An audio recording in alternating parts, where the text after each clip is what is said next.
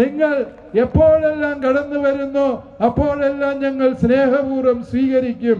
അതിന്റെ അർത്ഥം തെറ്റിനെ തെറ്റ് എന്ന് വിളിക്കാൻ, തെമ്മാടിത്തത്തെ തെമ്മാടിത്തം എന്ന് വിളിക്കാനുള്ള ആർജവത്വം ഞങ്ങൾ ആർക്കും പണയം വെച്ചിട്ടില്ല എന്നുള്ളത് പ്രിയപ്പെട്ട എല്ലാ നേതാക്കന്മാരും മനസ്സിലാക്കിയിരിക്കുന്നത് നല്ലതാണ്. ഛത്തീസ്ഗഡിലെ സർക്കാർ ഈ സിസ്റ്റേഴ്സിന് അനുകൂലമായ നിലപാടാണ് സ്വീകരിക്കുന്നത് എന്ന് ഉത്തരവാദപ്പെട്ട നേതൃസ്ഥാനത്തിരിക്കുന്ന വ്യക്തി ഇന്നലെ രാവിലെ എന്നോട് ഫോണിൽ സംസാരിച്ചപ്പോൾ പറഞ്ഞു. പിന്നീട് ആ കോടതിയിൽ നടന്ന സംഭവങ്ങൾ എന്ത് എന്ന് അവിടെയുണ്ടായിരുന്ന ഇരിക്കൂർ MLA-യും അങ്കമാലി MLA-യും അവര് എന്നോട് തത്സമയം വിവരിക്കുന്നുണ്ടായിരുന്നു. സർക്കാരിന്റെ ഈ കിരാതത്വം പ്രവർത്തിക്കുന്ന അല്ലെങ്കിൽ കേസിന് ആസ്പദമായ ബജരംഗ് ദളിന്റെ വക്കീല് പറഞ്ഞു, ഇത് NIA കോടതിയിൽ പോകേണ്ട കേസാണ്, ഇത് മനുഷ്യക്കടത്താണ് എന്ന് വാദിച്ചു. നമ്മൾ ന്യായമായും വിചാരിച്ചു സർക്കാരിന്റെ ഗവൺമെന്റ് പ്ലീഡർ എഴുന്നേറ്റ് നിന്ന് അതിനെ എതിർക്കുമെന്ന്. പക്ഷേ സർക്കാരിന്റെ ഗവൺമെന്റ് പ്ലീഡർ എഴുന്നേറ്റ് നിന്ന് ഈ ബജരംഗ് ദളിന്റെ വാദത്തെ അനുകൂലിച്ചുകൊണ്ട് സംസാരിച്ചപ്പോൾ പ്രിയപ്പെട്ടവരെ നമ്മൾ മനസ്സിലാക്കുകയാണ് ഇവർക്ക് രണ്ടുപേർക്കും ഒരേ സ്വരമാണുള്ളത് എന്ന്. അതുകൊണ്ട് നമ്മൾ മനസ്സിലാക്കുകയും വ്യക്തമായ ഭാഷയിൽ പറയുകയും ചെയ്യുന്നത്, ഇരയോടൊത്തോടുകയും വേട്ടക്കാരനോടൊത്ത് വേട്ടയാടുകയും ചെയ്യുന്ന ഈ കിരാതത്വം തിരിച്ചറിയാൻ പോരുന്ന ആൾതാമസം ഞങ്ങളുടെ തലയ്ക്ക് കർത്താവ് തന്നിട്ടുണ്ട് എന്ന് ഉത്തരവാദപ്പെട്ടവർ മനസ്സിലാക്കിയിരിക്കുന്നത് നല്ലതാണ്. അതുകൊണ്ട് ഇത്തരത്തിലുള്ള വിൺവാക്കുകൾ കേട്ട് ഞങ്ങൾ സമാധാനപ്പെടുന്നില്ല.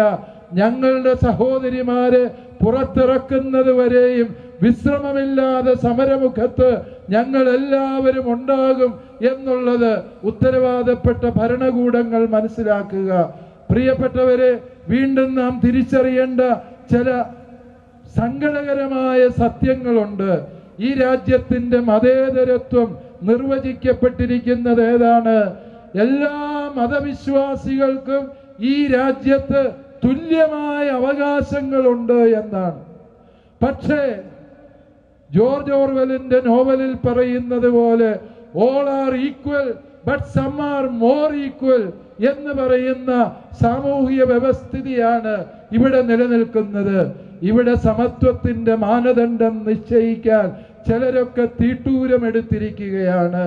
ആ സമത്വത്തിന്റെ അസമത്വം നിറഞ്ഞ മാനദണ്ഡങ്ങളെ മാനിക്കാൻ ഈ സമൂഹത്തിന് ബാധ്യതയില്ല എന്ന കാര്യം ഉത്തരവാദപ്പെട്ടവരെ ഈ സമ്മേളനം ഓർമ്മിപ്പിക്കുകയാണ്. നിങ്ങൾ വരയ്ക്കുന്ന വരയിലൂടെ നടക്കാനോ നിങ്ങൾ ചൂണ്ടിക്കാണിക്കുന്നിടത്തെല്ലാം കല്ലെറിയാനോ ഈ സമുദായത്തിന് മനസ്സില്ല. കാരണം ഞങ്ങൾ ചെയ്യുന്നത് എന്ത് എന്ന് ഞങ്ങൾക്ക് കൃത്യമായി അറിയാം. ഇവിടെ മുൻ പ്രഭാഷകർ സൂചിപ്പിച്ചതുപോലെ ഉത്തരേന്ത്യയിലെ കഷ്ടത അനുഭവിക്കുന്ന മനുഷ്യരെ മനുഷ്യത്വത്തിന്റെ അടിസ്ഥാന മൂല്യങ്ങൾ പഠിപ്പിച്ച് അവർക്ക് ഒരു നേരത്തെ ആഹാരത്തിന് വകയുണ്ടാക്കാൻ, അവരെ അക്ഷരം പഠിപ്പിക്കാൻ, അവര് പകർച്ചവ്യാധികൾ കടിപ്പെട്ട് ജീവിതം ഹോമിക്കപ്പെടാതിരിക്കാൻ അവർക്കൊപ്പം ജീവിച്ചവരെ മനുഷ്യരാക്കാനാണ് ഞങ്ങളുടെ മിഷനറിമാർ ശ്രമിച്ചത്. അവരെ മതം മാറ്റാനായിരുന്നു അവരുടെ ശ്രമമെങ്കിൽ മതം മാറ്റിയിട്ട് അവർക്ക് തിരിച്ചു പോരാമായിരുന്നു. പക്ഷേ ഇവരെ മനുഷ്യരാകാൻ ഞങ്ങൾ പരിശീലിപ്പിച്ചു. ആ ഒരു അപരാധമാണ് ഞങ്ങൾ ചെയ്തത് എങ്കിൽ, അല്ലയോ സർക്കാരെ, അത് രാജ്യദ്രോഹ കുറ്റമാണ് എങ്കിൽ അത് NIA കോടതിയിൽ വിചാരണ ചെയ്യപ്പെടേണ്ട കുറ്റമാണ് എങ്കിൽ ഒരു കാര്യം നിങ്ങളോട് തുറന്നു പറയാൻ ഞങ്ങൾ ആഗ്രഹിക്കുന്നു. ഞങ്ങൾ ആ കുറ്റം ഈ സൂര്യനുള്ളിടത്തോളം കാലം ഈ രാജ്യത്ത് തുടരുക തന്നെ ചെയ്യും എന്ന കാര്യത്തിൽ ആർക്കും ആശങ്ക വേണ്ട. കാരണം ഞങ്ങളുടെ ഗുരുനാഥനായ കർത്താവ് ഞങ്ങളെ പഠിപ്പിച്ചത് ഈ ഒരു അടിസ്ഥാനപരമായ പാഠമാണ് എന്നത് ഞങ്ങൾ ഒരിക്കലും വിസ്മരിക്കാത്ത സത്യമാണ്.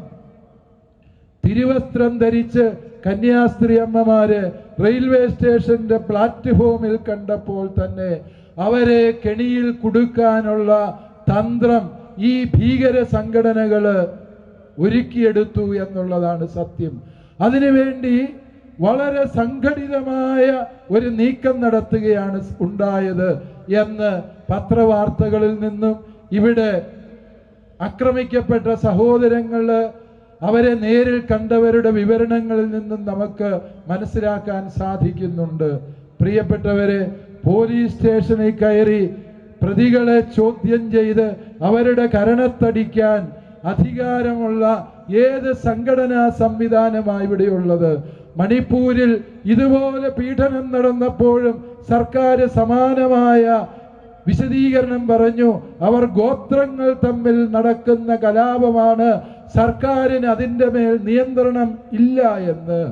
ഇത്തരത്തിലുള്ള സാമൂഹ്യ വിരുദ്ധരെ നിയന്ത്രിച്ച് നിലയ്ക്ക് നിർത്താൻ പറ്റുന്നില്ല എങ്കിൽ ഭരണഘടനാപരമായ ഉത്തരവാദിത്വം ഏറ്റെടുത്ത സർക്കാരുകൾ രാജിവെച്ച് പുറത്തു പോവുകയാണ് ചെയ്യേണ്ടത് എന്ന് ഞങ്ങൾ പറയാതെ തന്നെ നിങ്ങളുടെ സത്യപ്രതിജ്ഞയിലൂടെ നിങ്ങൾക്കറിയാവുന്ന കാര്യമല്ലേ? എന്തുകൊണ്ട് ഈ ഉത്തരവാദിത്വത്തിൽ നിങ്ങൾ ഗുരുതരമായ വീഴ്ച വരുത്തുന്നു എന്നുള്ളത് തിരിച്ചറിയുക.